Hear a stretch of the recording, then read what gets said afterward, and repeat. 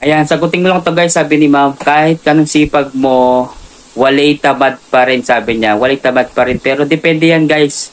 Kung masipag ka at kailangan magaling ka mag-budget ng pera, ano yan guys, pasado yan, pasado. Depende kasi yan, depende yan sa pamilya. Kung marami kayong anak, marami kayong mga binabayaran, talaga mahirapan kayo talaga. Kahit kanong klaseng sipag mo, siyempre ano ka lang, di ba, barang bayad utang, tapos sa mga anak mo, pinapakain mo everyday. Kaya, depende yan sa tao paano niya i-handle yung pagiging masipag niya sa pera, ganyan. Kailangan, alam niyan dalhin kung saan niya pwedeng ilagay yung pera.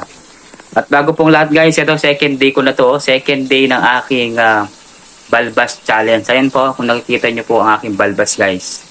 Bagay yan sigurado. Maraming nagsasabi yung bagay ko daw, yung mga nagsasabi naman hindi. Siyempre, hindi natin masabi, di ba? Komento na yung mga tao yan. Pero bago lahat guys, punta muna ako sa kusina. Check ko muna yung niluluto ko. Kasi nga, masusunog na. Wait lang ha. Aray ko.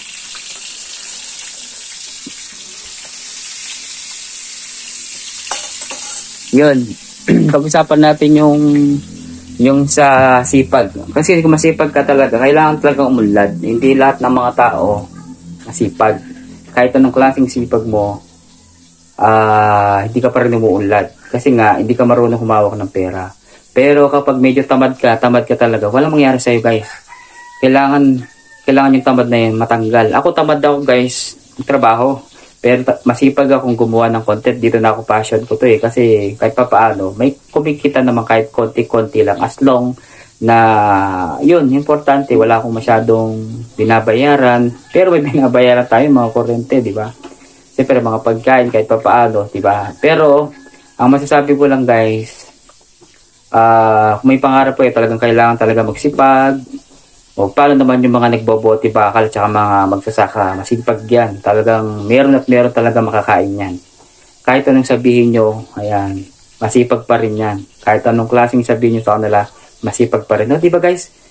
Parang bagay ko yata yung aking guys, yung aking balbas, o diba? Tapos yung sabon na ginamit ko ngayon guys, okay naman siya.